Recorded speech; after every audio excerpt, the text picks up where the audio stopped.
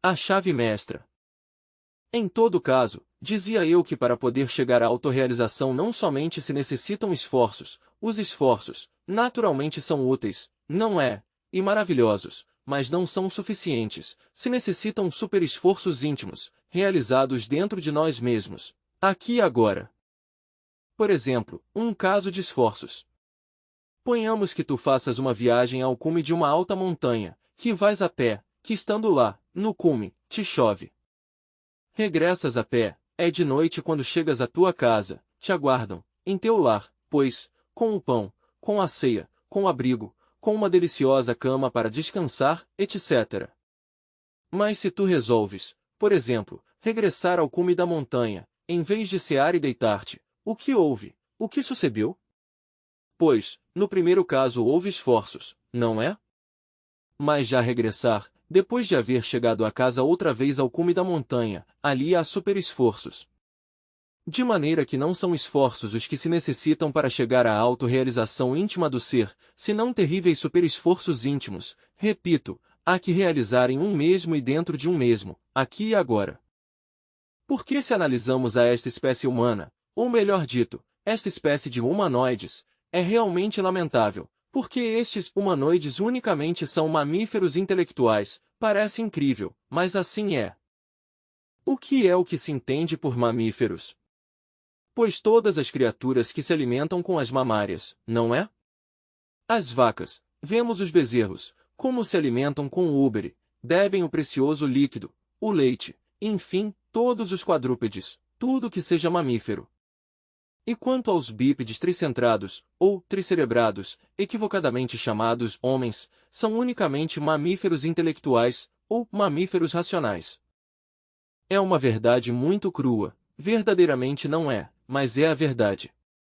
Se negássemos que somos mamíferos intelectuais, cometeríamos um gravíssimo erro, porque resulta que todos nós nos temos formado dentro de um ventre materno e nos temos alimentado com os peitos de nossa mãe, não é assim? Quer dizer, temos necessitado mamar, e portanto somos mamíferos. Isso é óbvio, negá-lo seria absurdo, claro, mamíferos racionais. Converter-nos em homens, isso é diferente. Desgraçadamente, e isso é o mais grave, pois as gentes estão convencidas de que pertencem ao reino humano, de que já são homens, homens de verdade, e eis a grande equivocação. Isso de ser homens, é uma palavra muito grande, esse é um chapéu que fica muito grande aos humanoides, porque, para ser homem, se necessita possuir os corpos existenciais superiores do ser. Todo mundo crê que os possui, e não os possui. Se olhamos, por exemplo, o estado em que se encontram os humanoides, damos-nos conta de que tem, primeiro que tudo, um corpo planetário, eu entendo, por corpo planetário, o corpo físico, o corpo que usamos para viver no planeta Terra. Tal corpo, indubitavelmente, possui um assento vital, um fundo vital, o Linga Sharira do que nos falam os hindus. Mas além do corpo físico, com seu assento vital, o que é que encontramos? Um grupo de agregados psíquicos, controlando a máquina orgânica. Bom, mas o que se entende por agregados psíquicos? Os eus psicológicos. A gente crê que temos somente um eu, e muitos teosofistas e pseudo-rosa cruzes e yoguistas pressupõem que tem um eu único, unitotal, e até o divinizam. Mas não há tal, o que se possui é um enxame de pequenos eus, brigões e gritões. Eles personificam, em si mesmos, cada um, a nossos erros psicológicos. Alguns deles personificarão a ira, por exemplo, outros poderão personificar a cobiça, outros a luxúria, outros a inveja, ou ao orgulho, ou a preguiça, ou a gula, etc., etc., etc., e outras tantas ervas.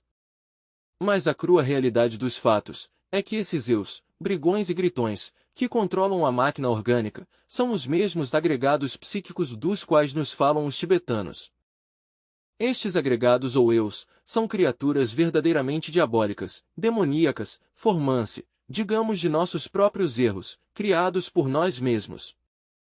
O mais grave é que dentro desses agregados está embutida a consciência. Obviamente, esta, em si mesma, se encontra dormida, digamos, condicionada por seus próprios funcionalismos de tipo tenebroso, cada um desses agregados tem funcionalismos diferentes, psíquicos, e a consciência, ali engarrafada, está condicionada por esse tipo de funcionalismos. Chega a hora da morte. O que é o que continua? Um monte de diabos. Isso é tudo. Que mais tarde regressa esse enxame de diabólicas criaturas, isso é um fato. Regressam para reincorporar-se em um novo organismo. No entanto, não todos esses agregados psíquicos logram regressar.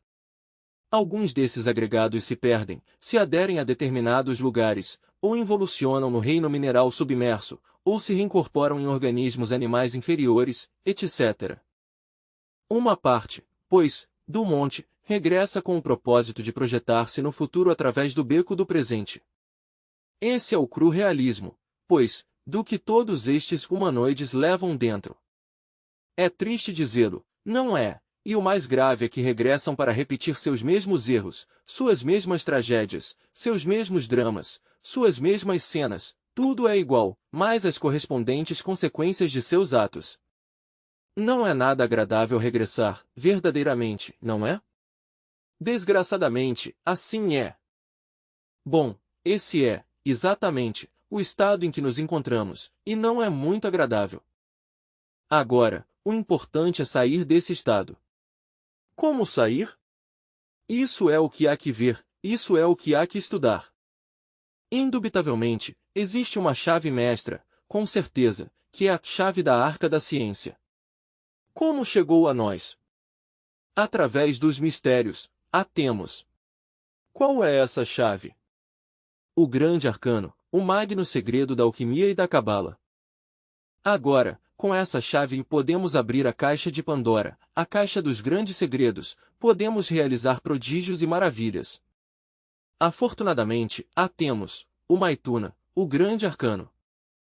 Mas é necessário saber que no esperma sagrado há um hidrogênio maravilhoso, com o que podemos realizar a grande obra. Esse é o hidrogênio sexual SI12. Esse esperma é extraordinário. Antigamente, a princípios da Lemúria, a gente não gozava, pois, em extrair de seu organismo santo esperma, não gozava a humanidade com isso. Desgraçadamente, conforme a humanidade se foi degenerando, começou a sentir prazer em tirar ou extrair de seu organismo, digamos, o esperma sagrado, e à medida que esse vício se foi propagando, se voltou cada vez mais perversa. Agora, fabricar os corpos existenciais do homem é necessário para poder ter uma individualidade sagrada. Mediante a transmutação desse esperma sagrado, podemos elaborar o corpo astral e chegar a ter um corpo astral, não todo mundo tem, mas podemos chegar a tê-lo. Mediante a transmutação do esperma sagrado, chega o momento em que o hidrogênio sexual Si12 cristaliza na forma do corpo astral. Mediante a transformação desse esperma em energia, chega o instante em que o hidrogênio sexual Si12 cristaliza na forma do corpo mental. Mediante a transmutação desse esperma sagrado em energia, chega o momento em que o hidrogênio sexual Si12 cristaliza na forma do corpo da vontade consciente. Quando um já possui tais corpos, então pode encarnar a alma e converter-se em um homem verdadeiro, em um homem autêntico, legítimo. Um homem assim, ao desencarnar, o encontra com sua personalidade muito viva no mundo astral. Também o encontra, no mundo mental, com um corpo mental, ou no causal, é um homem de verdade, um homem imortal.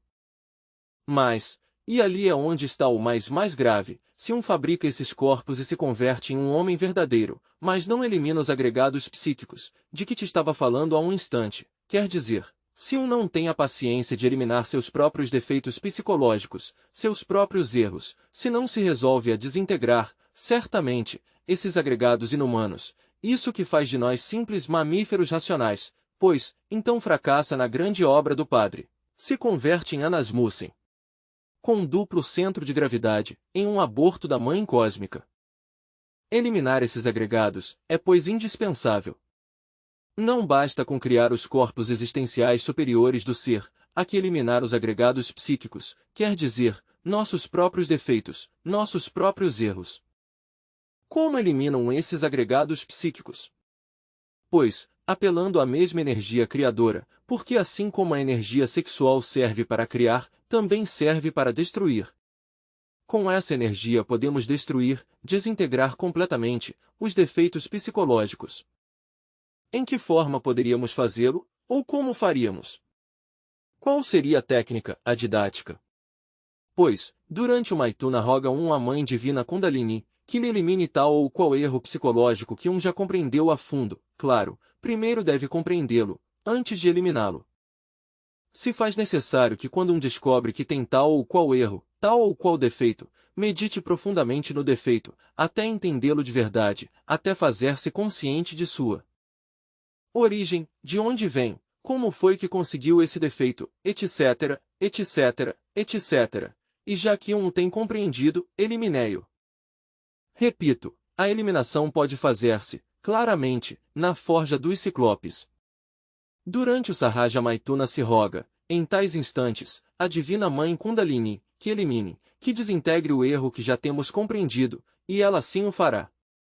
E conforme vá passando o tempo, vai eliminando seus erros, mas deve fazê-lo à vontade, isto somente é possível à base de trabalhos conscientes e padecimentos voluntários.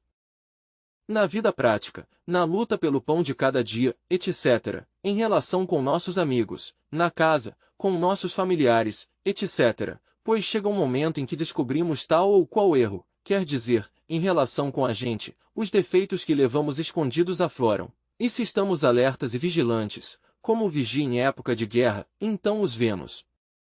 Defeito descoberto, deve ser estudado a fundo, profundamente, em todos os níveis da mente, isso é claro. Uma vez que o tem descoberto há que trabalhá-lo, meditar para entendê-lo, para compreendê-lo. E depois vem o melhor, a eliminação. Primeiro compreender e logo eliminar, e assim vai morrendo de instante em instante. De maneira, pois, que são 3 trabalhos que há que fazer. Por um lado, há que criar os corpos existenciais do ser para voltar-se homem, para entrar no reino dos seres humanos, para deixar de ser um simples mamífero intelectual. O segundo, há que eliminar o que temos de animal, todos nossos erros, todos nossos defeitos, todas nossas barbaridades. E terceiro, toca-nos levantar a tocha bem alto, para ensinar o caminho a outros, sacrificar-nos pelos demais. Temos que aprender a amar a nossos semelhantes, porque se somente nos preocupamos por nós mesmos e não fazemos nada em favor de nossos semelhantes, egoístas seríamos, e o egoísta avança em uma forma exageradamente lenta. Se queremos precipitar o avanço, não devemos ser egoístas, devemos lançar-nos a lutar por nossos semelhantes, a trabalhar por eles, já no espiritual, já no social, já no econômico, etc. Trabalhar por eles. Isso básico, indispensável, urgente, inadiável. Por isso foi que disse o Cristo: o que queira vir após mim, negue-se a si mesmo, tome sua cruz e siga-me. Negar-se a si mesmo implica a morte do eu, tomar a cruz é trabalhar na forja dos ciclopes, para lograr uma autorrealização íntima, para fabricar os veículos existenciais superiores do ser, etc., e sacrificar-se pela humanidade é amor. São os 3 fatores da revolução da consciência. Assim, pois, para chegar a gozar de uma completa iluminação, de uma absoluta iluminação, se necessita haver erradicado, de nossa natureza interna, todos os elementos inumanos que carregamos dentro, tudo isso que pertence ao mamífero racional. Enquanto tem esses defeitos inumanos, não é possível que seja um verdadeiro iluminado. Por este caminho que lhes estou indicando a vocês, se alcança a mestria, mas uma coisa é alcançar a mestria e outra coisa é haver chegado à perfeição na mestria, e isso é diferente.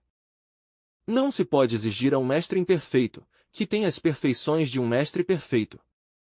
Quer dizer, quando já se converte em homem, que é quando tem fabricado os corpos existenciais superiores do ser, de fato também se converte em mestre, mas de ali à perfeição na mestria 9 graus, muito difíceis e mais amargos que o fel.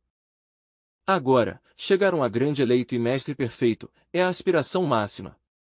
O mestre perfeito, já por si é extraordinário, mas de grande eleito é somente o que já logrou a cristalização absoluta de todas as 3 forças primárias da natureza, dentro de si mesmo, em seu próprio realismo. Esse é o grande eleito. Bom, agora perguntem vocês, perguntem. Item estudante. Venerável mestre, haverá uma grande oportunidade, para compreender a fundo a morte do ego animal, falar sobre os Anasmussen, das 4 classes de Anasmussen. Porque já temos compreendido que através dessa compreensão das 4 classes de Anasmussen, compreende a fundo o eu em todos seus aspectos, o mestre. Bom, indubitavelmente, um indivíduo que se tem dado ao luxo de criar-se os corpos existenciais do ser, é necessário que elimine o que não pertence ao homem. Se não eliminasse, realmente, aqueles elementos inumanos que carrega dentro, aqueles elementos dos mamíferos racionais, pois, é claro que se converteria em um aborto da mãe cósmica, em um Anasmussen com duplo centro de gravidade. E desta classe de Anasmussen há 4 classes, quer dizer, os Anasmussen se dividem, digamos, em 4 famílias. Pequeno quadrado preto a primeira, a chamaríamos a dos Anasmussen que são mortais, indivíduos que somente possuem o corpo planetário ou corpo físico, não têm criado os corpos existenciais superiores do ser, mas se têm dedicado à magia negra, ao mal, e ao fim, vêm a dar forma dentro de seu organismo a algo fatal e tenebroso que faz deles verdadeiros Anasmussen. Afortunadamente, com a morte, esse algo fatal se dissipa, e só continuam os agregados psíquicos inumanos, que podem retornar, mais tarde, em um novo organismo, ou devem evolucionar nos mundos infernos. Pequeno quadrado preto existe também uma segunda classe de Anasmussen. Corresponde àqueles sujeitos que fabricaram um corpo astral, que possuem esse veículo, mas que não eliminaram os elementos inumanos. Ao não eliminar tais elementos inumanos, tais elementos subjetivos, então se convertem em Anasmussen, porque o ego, dentro do astral, vem a elaborar esse algo fatal que caracteriza os Anasmussen. Esta segunda classe de Anasmussen, podem eliminar o que tem de Anasmussen voluntariamente, se assim o propõem, mas se não o propõem em forma voluntária, então a grande lei pode fazê-los retornar, ou regressar, ou reincorporar-se, digamos, em organismos animais, não somente bicerebrados, senão até unicerebrados, e assim, mediante esse sistema de reincorporações em organismos animais inferiores, logram eliminar o que tem de Anasmussen, pequeno quadrado preto a uma terceira classe de Anasmussen, sujeitos que criaram os corpos existenciais superiores do ser, que se converteram em homens, que possuem um corpo astral autêntico, legítimo, um veículo mental verdadeiro, e ademais o corpo causal ou o corpo da vontade consciente.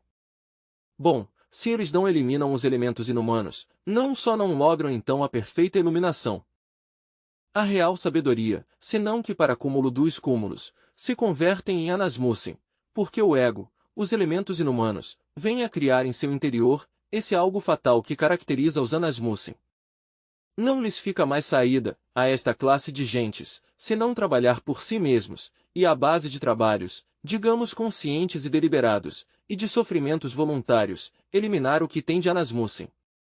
Do contrário, não lhes ficará mais remédio que descer a involução submersa dos mundos infernos, baixar pelos degraus, digamos, animalíacos, vegetais e mineraloides, até lograr a morte segunda.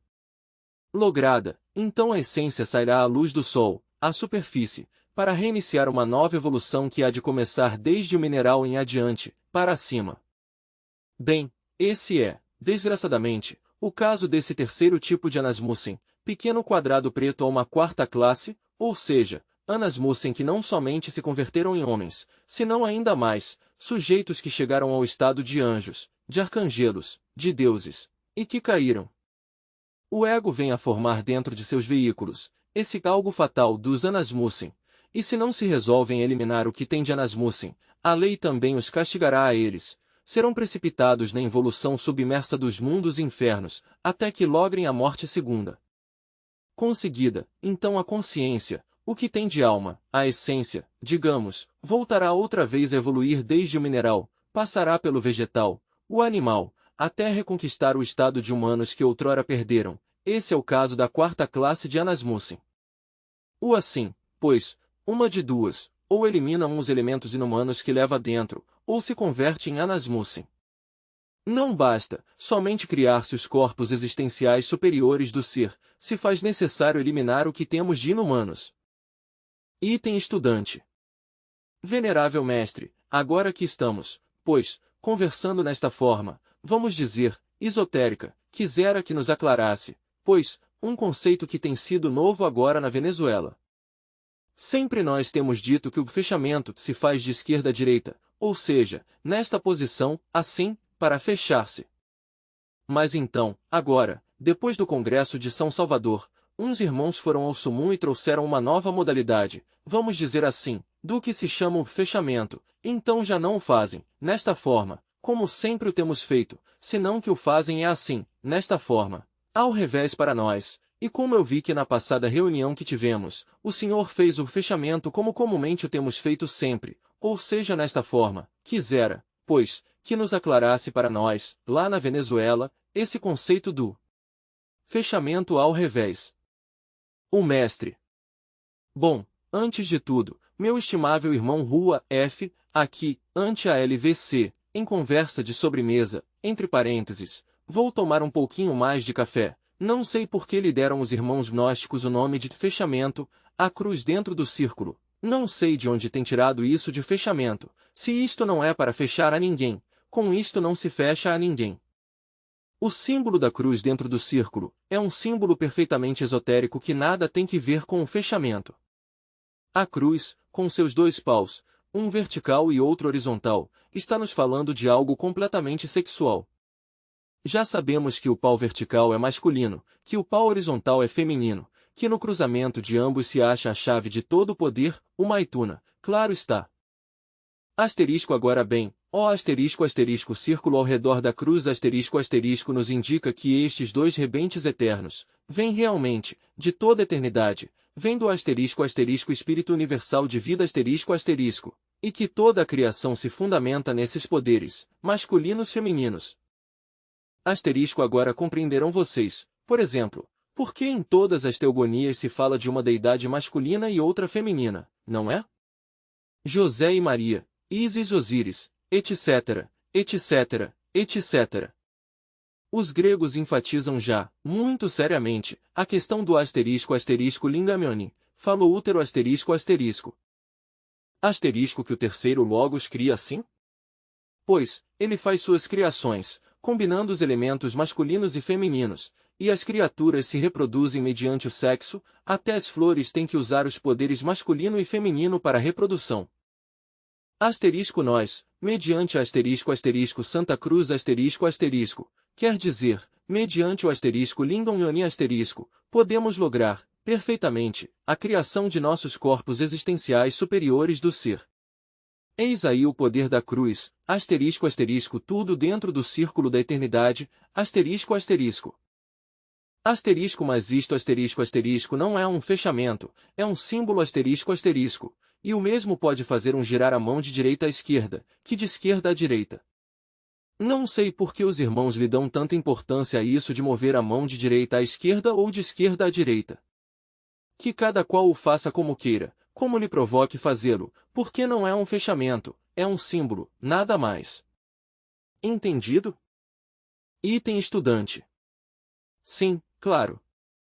O que acontece é que essa palavra de fechamento vem precisamente de seu livro Logos, Mantram, Teurgia, onde o Senhor recomendava precisamente isso, uma forma de fechamento que fazia um de esquerda à direita, e terminava, pois, deixando uma parte, como para que entrassem as forças para a pessoa. Então esse conceito, pois, é o que se tem tido que é um fechamento. O mestre. Pois, então não entenderam bem o que eu escrevi nesse livro. Eu jamais disse fechamento, digamos especificamente, na forma que todos os irmãos lhe têm dado, como de um fechamento mágico, ou algo assim pelo estilo. Jamais quis dizer isso. Eu, quando disse fechamento, me referi à forma de fechar o círculo, isso é tudo. Um pode fechá-lo assim, ou girar a mão de esquerda à direita, de direita à esquerda, mas não o fechamento na forma essa magista em que os irmãos o têm interpretado. O eu entendo por fechamento verdadeiro, por exemplo, quando um faz um círculo no chão para invocar a qualquer entidade, a qualquer mestre do astral. Então um faz um círculo completo, somente interrompido pelo selo de Salomão. Esse é um fechamento magnífico, para evitar que as entidades tenebrosas ataquem, mas isso é nesses casos. O não quis dizer fechamento, pois a cruz dentro do círculo, porque isso seria absurdo, isso não é mais que um símbolo. Senão o que quis dizer com fechamento, é quando um faz girar a mão e fecha o círculo. De maneira que os irmãos não têm sabido interpretar, não é? e lhe tem dado, pois, a isto, um sentido que não tem. Que cada qual faça a cruz dentro do círculo como queira, que gire a mão de direita à esquerda, ou de esquerda à direita. Isso não tem importância, o que importa é que fique a cruz no círculo, como símbolo sagrado do cruzamento sexual masculino-feminino, que é o que nos há de levar à autorrealização íntima. Item estudante. Muito bem. Com respeito ao mesmo, há outro, vamos dizer, outro problema que se tem suscitado, e é o de que sempre, pois, se nos tem ensinado que há que fazer girar os chakras com a imaginação, e para isto, pois, se tem dito que os chakras há que fazê-los girar de esquerda à direita, ou seja que um os girava assim. Então, agora parece ser que há que girá-los de direita à esquerda, ou seja assim. Mas então, nesse caso, o problema também dos chakras seria igual ao da cruz no centro, no círculo. O mestre. Nada tem que ver o movimento dos chakras com o símbolo aquele da cruz dentro do círculo da eternidade, absolutamente nada. Não há que ligar, aí, uma coisa com outra. Realmente, os chakras devem fazer-se girar em forma positiva, de esquerda à direita, como os ponteiros de um relógio, visto o relógio de frente, item estudante. Por exemplo, mestre, o relógio está assim, eu o estou vendo assim de frente. Então, eu tenho que fazer girar é assim, o mestre. Na mesma forma em que tu vês que gira o ponteiro, item estudante. Mas se eu me ponho o relógio assim, o mestre.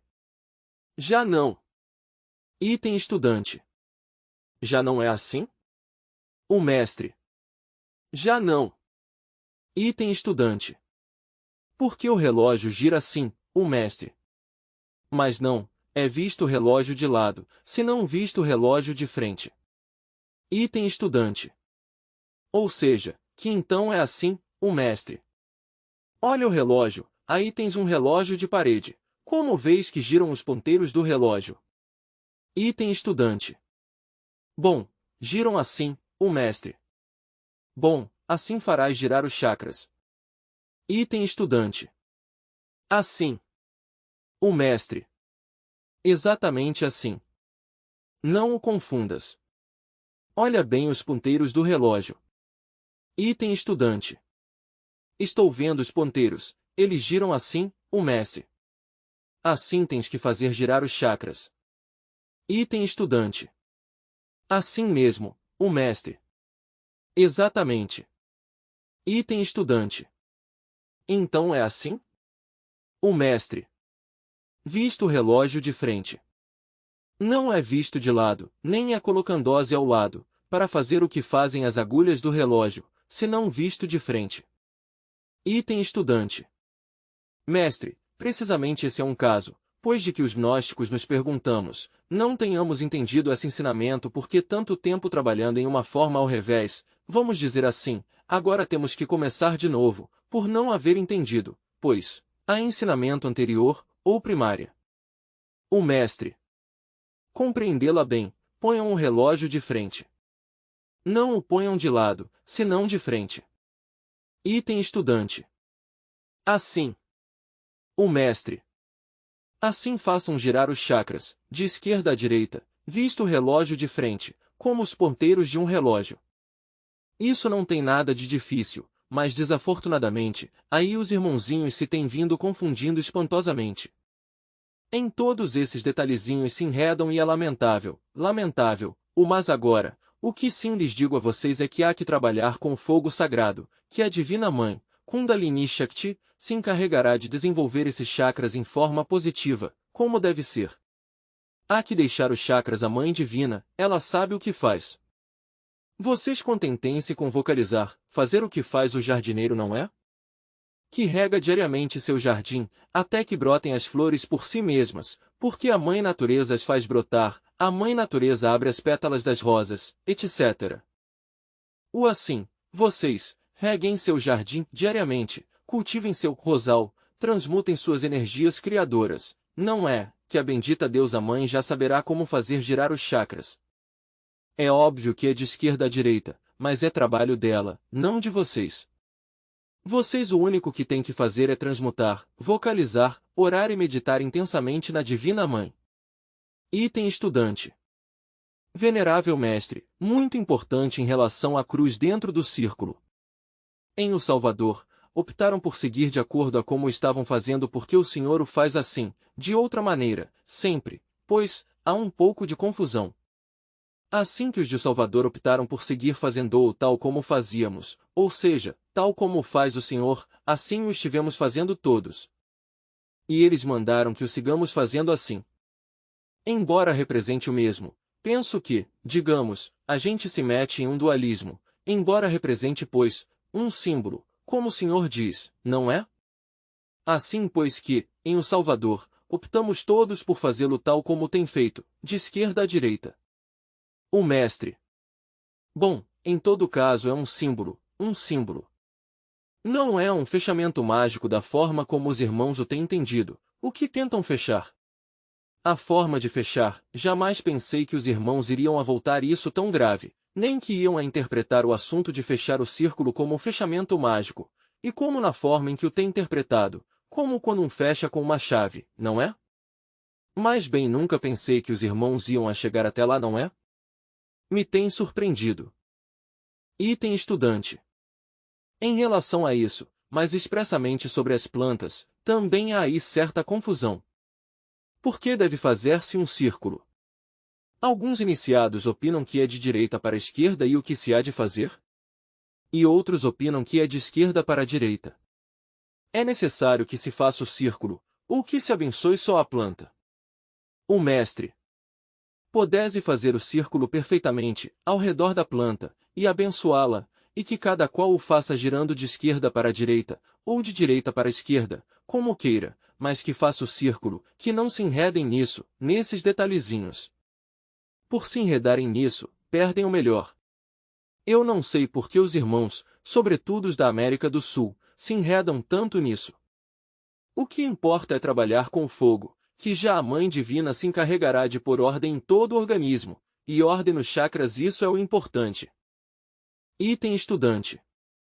Também se tem dito, na América do Sul, venerável mestre, que o trabalho com o fogo, ou seja, as 5 grandes iniciações, agora que estudaram seu livro As 3 Montanhas, dizem alguns iniciados que o tomam como mistérios menores, e os 9 graus de perfeição na mestria são os mistérios maiores.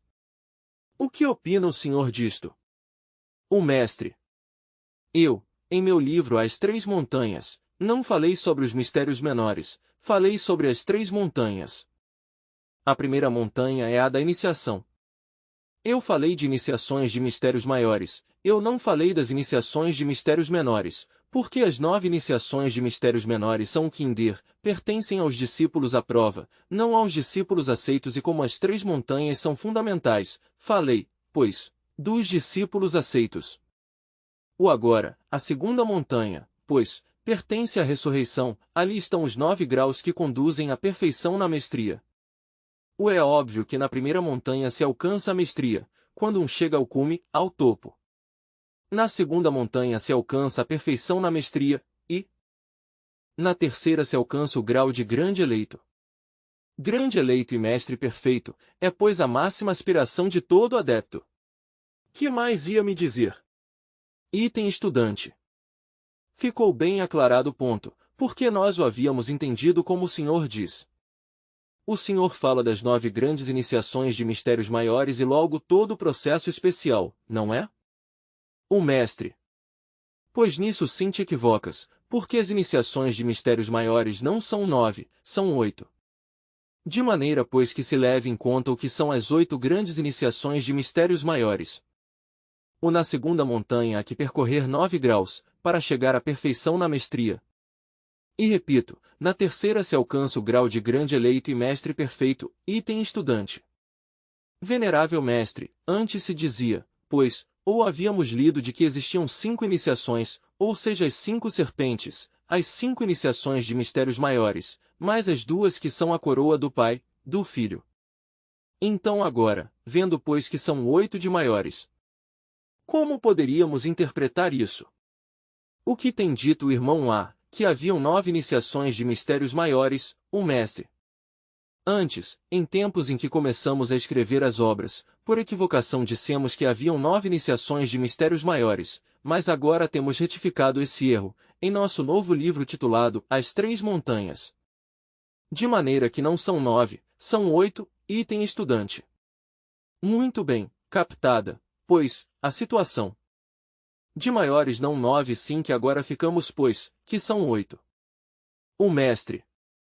Isto me vem a recordar, neste momento, uma festa que se fazia aqui, no México na Rua Azteca, uma festa maravilhosa, em cada 8 anos, em honra de Vênus, recordemos a iniciação venusta e os 8 graus. Resulta, pois, que essas tribos conheciam o esoterismo de toda esta questão. É claro que as primeiras 5 iniciações, de que havíamos falado antes, são as do fogo. Depois vem a iniciação venusta que tem 8 graus. A primeira iniciação venusta não é mais que a oitava superior da primeira iniciação do fogo. A segunda iniciação venusta é a oitava superior da segunda iniciação do fogo. A terceira iniciação venusta é a oitava superior da terceira iniciação do fogo. Quarta iniciação venusta é a oitava superior da quarta iniciação do fogo. Quinta iniciação venusta é pois a oitava superior da quinta iniciação do fogo. Mais além seguem 3 iniciações, total. Por tudo, 8, que correspondem à primeira montanha, são a primeira montanha. Na segunda montanha tem um que fazer o trabalho com a Lua, com Mercúrio, com Vênus, com o Sol, Marte, Júpiter, Saturno, Urano, Netuno, até alcançar a perfeição na mestria, é a montanha da ressurreição, e a terceira montanha é a da ascensão, até fazer cristalizar em um ao segundo e primeiro logos, e receber até a estrela atômica interior que sempre nos tem sorrido. O total que quem alcança o cume da terceira montanha, pois, já não é somente mestre perfeito, senão um grande eleito. Item estudante. Venerável mestre, antes, o senhor tem dito que tínhamos que eliminar os 3 traidores de Irabif. Agora diz o senhor, em seu livro titulado As Três Montanhas, que temos que eliminar as 3 fúrias, e que isto é unicamente para mestres, ou seja que o trabalho de eliminar os 3 traidores e as 3 fúrias é para mestres, ou também se refere a todo o estudantado gnóstico. O mestre. Bom, isso das 3 fúrias, ou dos 3 traidores, isso é o mesmo. São distintas palavras para dizer o mesmo, o demônio do desejo, o demônio da mente e o demônio da má vontade. O quanto ao demônio do desejo, pois é o Judas íntimo, interno, que cada um carrega dentro. O demônio da mente é o Pilatos particular, de cada qual, que sempre lava as mãos, que sempre se justifica, que nunca tem a culpa, que busca evasivas, e que se sente justo, etc., etc., etc. E quanto ao terceiro traidor, indubitavelmente é o da má vontade, Caifás. O terceiro, não é? Caifás.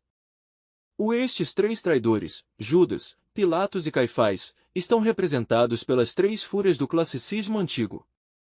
Claro que estes 3 traidores de Irabif, há que desintegrá-los na esfera lunar. Quem quer alcançar o estado angélico, deve desintegrá-los nos mundos e infernos da esfera lunar.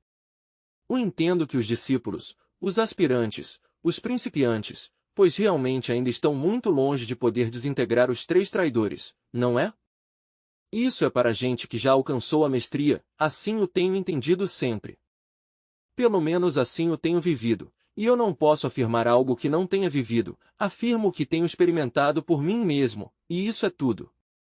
Há algo mais que quisessem comentar? Item estudante. Bom, venerável mestre, vem agora pois, uma pergunta, pois, relacionada a vamos dizer, um grande homem nascido aqui no México, que foi um grande socialista no campo, e que repartiu as terras aos mexicanos, e que em vida se chamou, pois, Emiliano Zapata. Quiséssemos que o senhor nos dissesse se esse grande homem, vamos dizer assim, está atualmente, pois, tem corpo físico? O mestre. Bom, neste preciso instante, Emiliano Zapata está desencarnado, todavia não tem corpo físico. No entanto, muitos dos que militaram com ele, pois voltaram ao mundo físico, retornaram, regressaram, reincorporaram. Mas quanto a ele, pessoalmente, ele todavia não tomou o veículo físico. Item estudante. Outro grande homem, também mexicano que se chamou Pancho Villa todavia. Tampouco tem corpo físico, está nas mesmas condições? O mestre. Pancho Villa está desencarnado atualmente. Terá corpo físico em um futuro, não é? Mas atualmente não o possui. Item estudante. Venerável mestre, estes temas são muito importantes. Nós, na Venezuela, sempre temos muita inquietude por saber sobre Simão Bolívar. Quiséssemos perguntar-lhe se Simão Bolívar regressou, se tem corpo físico, ou está desencarnado. O mestre. Quanto a Bolívar, é bastante interessante, porque tem um raio que o chamaríamos libertador. É claro que todo iniciado, tarde ou cedo, necessita esse raio para eliminar, digamos, com tal raio, alguns elementos, digamos, atômicos inferiores, elementos inumanos, etc. Mas, propriamente dito, Bolívar, ou a personalidade que conhecemos como tal, ou a alma que esteve nessa personalidade, todavia não regressou. Esperase que regresse, que retorne, que se reincorpore em um novo organismo. Item estudante. Venerável mestre, o senhor me dizia, quando eu estava em labor missionária, neste irmão país da Venezuela, que muitos átomos libertadores voltariam a trabalhar e que agora a revolução seria de outro tipo, de tipo espiritual, de tipo social e que muitos desses átomos trabalhariam pela grande causa, não é, pelo triunfo da nova era de Aquário. No entanto, temos visto que muitos desses átomos voltaram e que necessitam fazer mais consciência dessa labor. O que pode o senhor nos dizer sobre esses átomos, se poderão nesta época saber quem são eles e poderão cumprir com essa labor que lhes foi encomendada? O mestre. Te referes ao caso específico teu? Item estudante. Da Venezuela, o mestre. Ah, da Venezuela. Item estudante. Aos átomos libertadores da Venezuela. O mestre. Ah, bom, já estou te entendendo, pois. Indubitavelmente que esses átomos libertadores estão ativos, vibram em todo o espaço, em toda a atmosfera. Especialmente, vêm a impregnar aquelas mentes, de certos elementos, de certos indivíduos que têm missão que cumprir. Os átomos libertadores pugnam por manifestar-se a cada instante. Não há dúvida de que na Venezuela se manifestarão com muita força, sobretudo vemos no Púscula. Ali os átomos libertadores querem fazer-se presentes, querem inundar todas as mentes. Não há dúvida de que o Púscula com os átomos libertadores pode fazer uma grande obra, e que a fará. E assim como Venezuela em um passado lutou pela independência de 5 países, assim também creio que em um futuro, esses átomos libertadores, digamos, impregnando a determinadas mentes, poderão realizar labores extraordinárias. Poderão fazer que muitos se lancem pelo caminho da libertação, não somente nacional, senão até mundial. Item estudante. Venerável mestre, agora que estamos falando, pois, desses átomos, o senhor recomendaria algum exercício especial para que uma pessoa, cada quem, individualmente, busque através desses átomos para si poder dar-lhe a oportunidade de desenvolver-se? O mestre. Sim, nós podemos atrair esses átomos à nossa constituição interna mediante o altruísmo, mediante o trabalho desinteressado, em favor de nossos semelhantes, lutando pelos demais. Assim, esses átomos vêm a nos impregnar radicalmente, a nos transformar, podem fazer de nós, de cada um de nós, um verdadeiro líder, um verdadeiro paladino da grande causa. O mais se queremos atraí-los, se fazendo necessário amar a liberdade, amar a nossos semelhantes, trabalhar desinteressadamente por todos os seres humanos. Assim é como podemos atraí-los, item estudante. Venerável mestre, nós, o que se refere a nós, pois sempre temos sentido um grande apreço por este irmão país da Venezuela. Como átomos temos alguma relação, digamos, a esta labor na Venezuela, em relação a outros tempos que quando temos cumprido labor desde a Atlântida, etc. O mestre. Bom, mas bem creio que isto corresponde a uma pergunta íntima, específica, tua. É claro que tu em um passado, na Atlântida, tu fizeste missão, não é? Agora voltaste a cumprir missão. Estiveste na Venezuela, fizeste alguma labor, nesse país, está bem. Tudo o que se faça em favor de nossos semelhantes, é magnífico, não é? O que na Venezuela existe atualmente um anelo de libertação, isso é certo. Esse país está muito impregnado pelos átomos libertadores. Como quer que as gentes ali rendem culto a Simão Bolívar, atraem, puxam essas forças libertadoras. Por isso se espera muito da Venezuela. Não há dúvida de que esse grande país pode lançar-se a uma luta gigantesca, pelo bem da humanidade. Esse é meu conceito. Item estudante. Venerável mestre, o que opina de algumas seitas que invocam a Simão Bolívar? Já como nós sabemos que a alma tem esses átomos muito valiosos e muito importantes, mas outras gentes invocam a Simão Bolívar. O que opina o senhor disso? O mestre. Bom, depende do tipo de seitas, não é?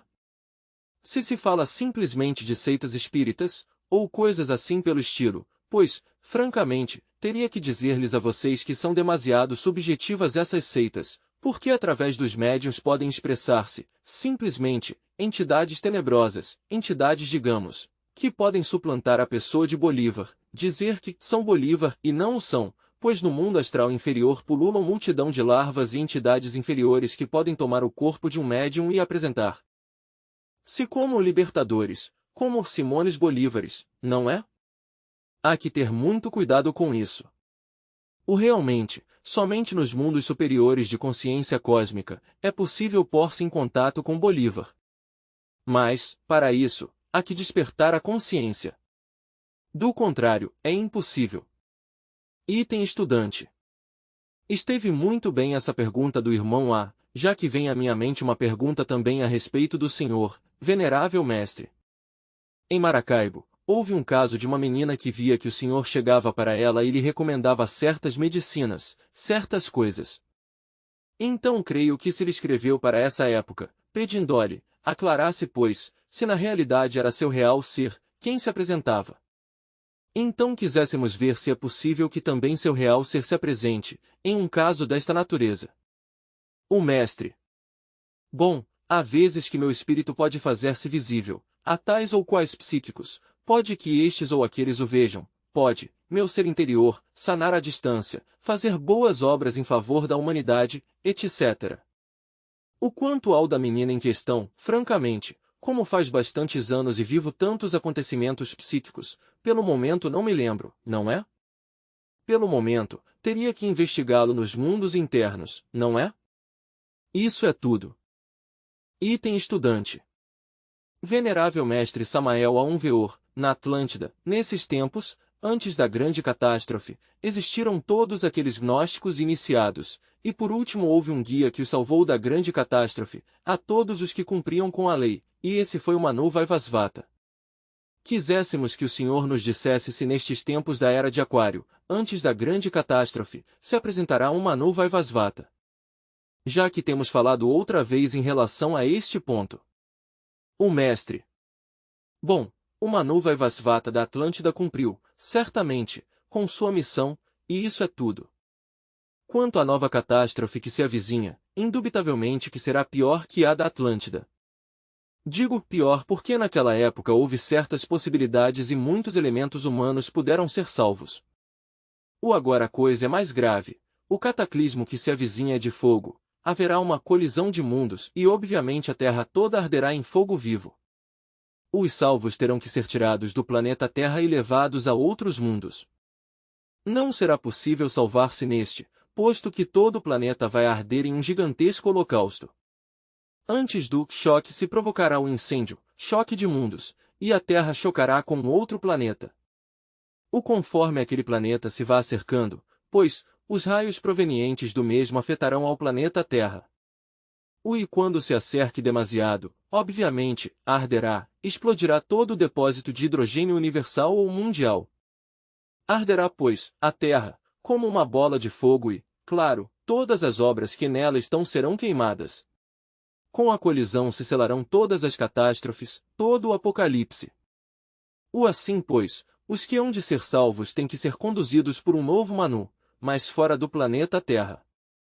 Se me perguntasse qual é esse novo Manu, teria que dizer-lhes com toda a franqueza que está aqui adentro deste que está falando.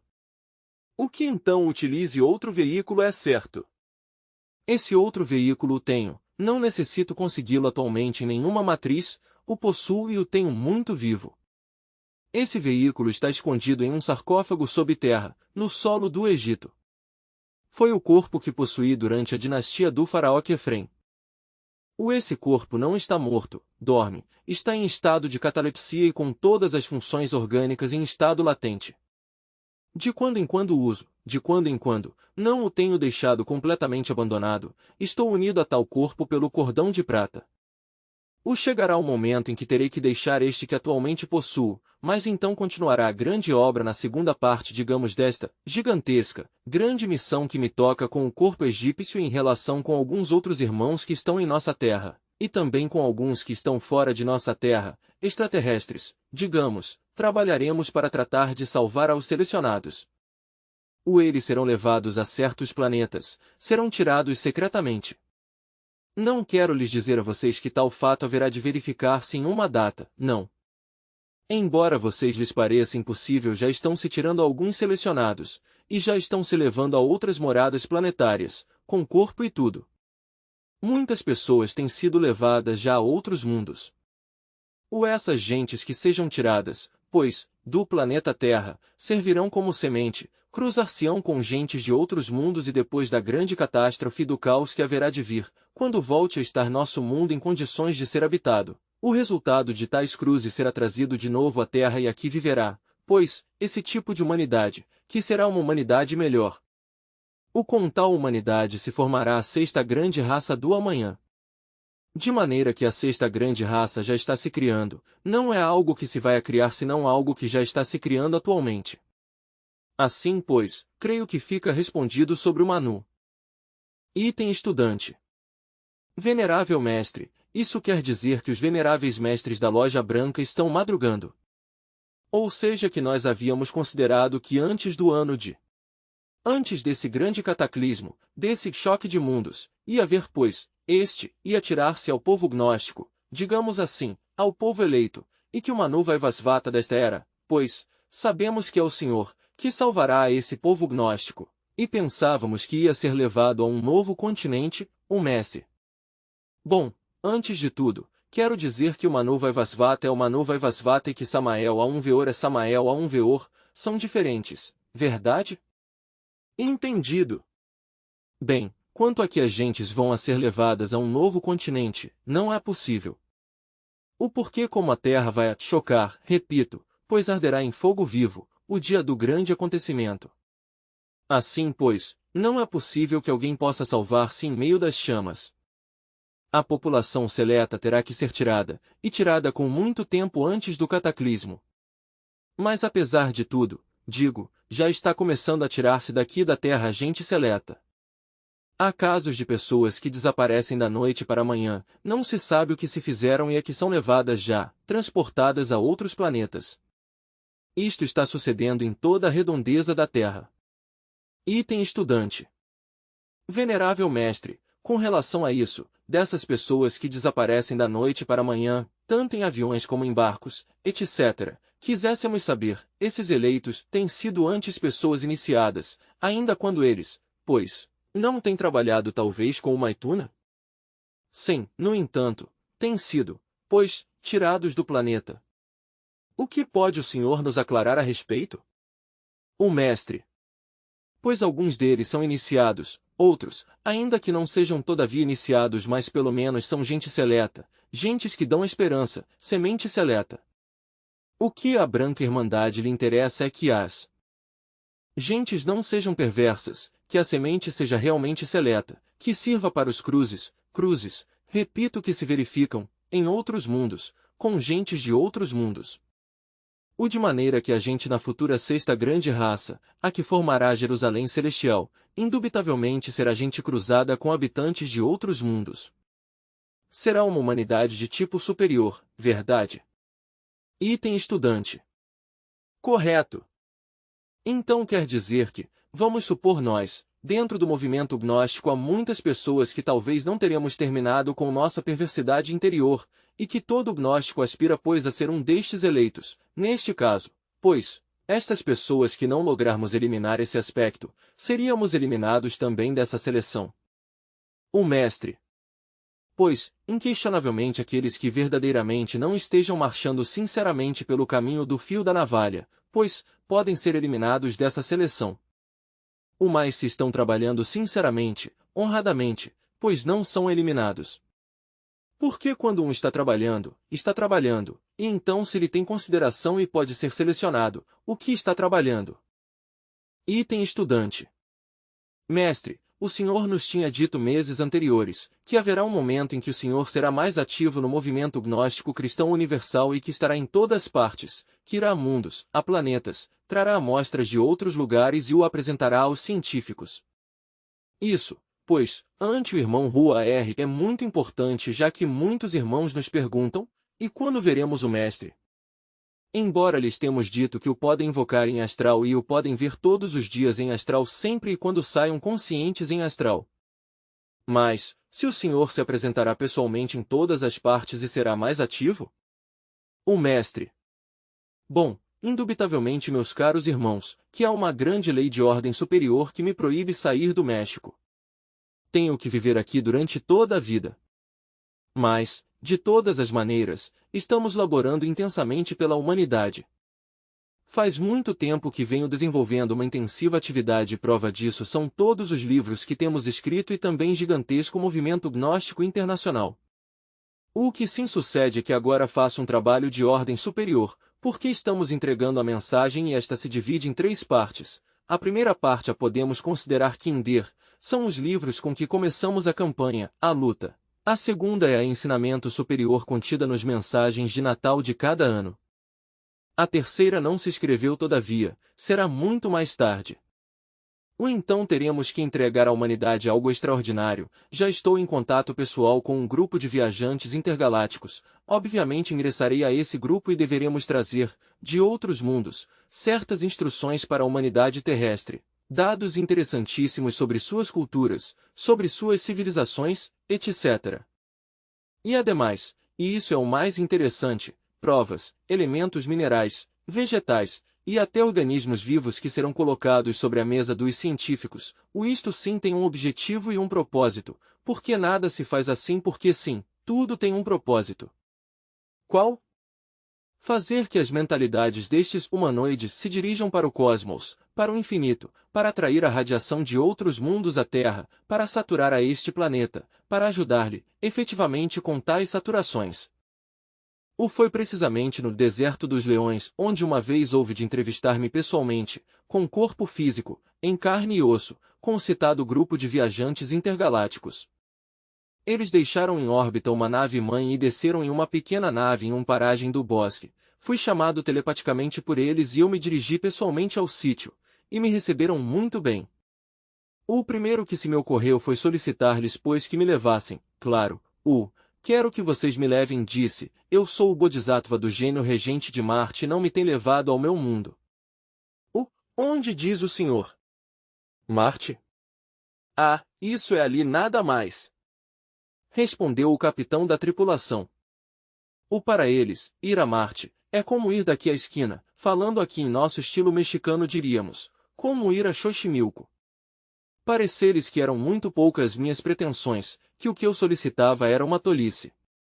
Assim o compreendi, mas logo continuei falando, eu sou um homem, e falo como homem, com o sentido de responsabilidade que têm os homens, solicito ser levado a outros mundos e não por mim, senão pela humanidade, pois sou o avatar para a nova era de Aquário. Sou escritor, tenho que escrever para a humanidade, necessito informar ao mundo sobre outras culturas, sobre outras civilizações, ajudar em forma clara toda a espécie humana.